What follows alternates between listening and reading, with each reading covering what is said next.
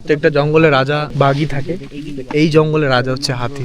North Bengal এসছেন, জলদাপাড়া এসছেন, হাতিতে safari করেননি তাহলে খুব ভুল করেছেন। জিপ সাফারি করে অনেকে বাড়ি চলে যান, কিন্তু আমি রেকমেন্ড করবো একবার হলেও আপনি হাতি সাফারিটা করুন। দারুণ মুভমেন্ট, দারুণ এনজয় করতে পারবেন। অনেক দৃশ্য সব দেখতে পারবেন যেগুলো হয়তো জিপ সাফারিতে মিসিং থেকে যায়, সেই মিসিংটা পূরণ করতে আজকে কিন্তু আমরা হাতি সাফারি করছি। এখন আমরা চলে এসেছি জলদাপাড়া শালকুমার গেটে, এটা 2 নম্বর গেটে। এখানে চা নিয়ে নিয়েছি সকালবেলায়, মানে 7:30টার স্লটটা বুক করেছি আমরা। হাতি মশাই এখন আসছে একটু পরে, এখন বাজে 7টা। এখানে হাতি সাফারি টাইমিং টেবিল ওখানে লেখা আছে 6:30 প্রথম স্লটটা, সেকেন্ড স্লট 7:30। কার্স যদি সাফারি করো তাহলে এখান থেকে করতে হয়, এরকম ন্যাচারালি জানো। আর যদি হাতি সাফারি করতে হয় তাহলে ওই জায়গা এখান থেকে আমাদের উঠতে হবে। ফার্স্ট ট্রিপে যারা যারা প্যাসেঞ্জার ছিল তাদেরকে দেখো নিয়ে এসছে। এই হাতি করে আমরা আজকে সফর করবো। বন্ধুরা উঠে গেছে, আমাকে উঠতে হবে হাতির পিছনে। একটা হাতির হাইট কত দাদা? 9 ফুট। 9 ফুট, 3 টন একটা হাতির ওয়েট। এর নাম কি? মেনকা। ললিতা।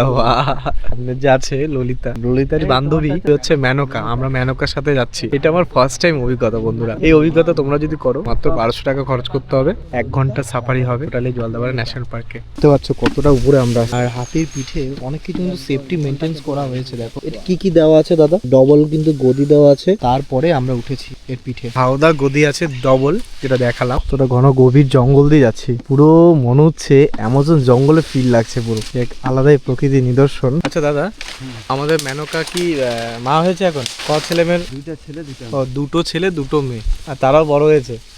খুব বড় বড় হয়েছে। মেনকার যে বড় ছেলে সে মার থেকেও হাইটে, মানে 10 ফিট লম্বা। এর কত বয়স? 55। 55, 55 বছর বয়স মেনকার। এদের মানে গড় আয়ু কত হয়? কত বছর ওরা বাঁচে? 100 পার হবে। 100 পার। বাপরে, দেখুন মেনকার খাবার জোগাড় করছে তার।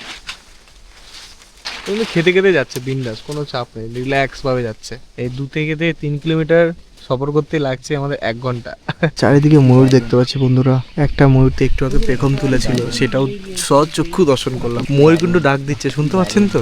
আমরা কিন্তু এখন গন্ডারের এলাকায় ঢুকে গেছি, ঠিক আছে? এই জায়গাটায় কিন্তু ম্যাক্সিমাম গন্ডার দেখতে পাওয়া যায়। এই যে দেখতে পাচ্ছ আমাদের ললিতা, খুব সুন্দর লাগছে ললিতাকে, দেখো।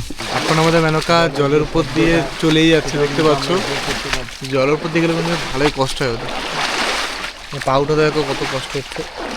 বলবো অপূর্ব লাগছে, জঙ্গলের মধ্যে দিয়ে যাচ্ছি। হাতি সাফারি উইথ সূর্যদেব, এত সুন্দর কিরণ দিচ্ছে, প্লাস এত গাছ, প্রকৃতি।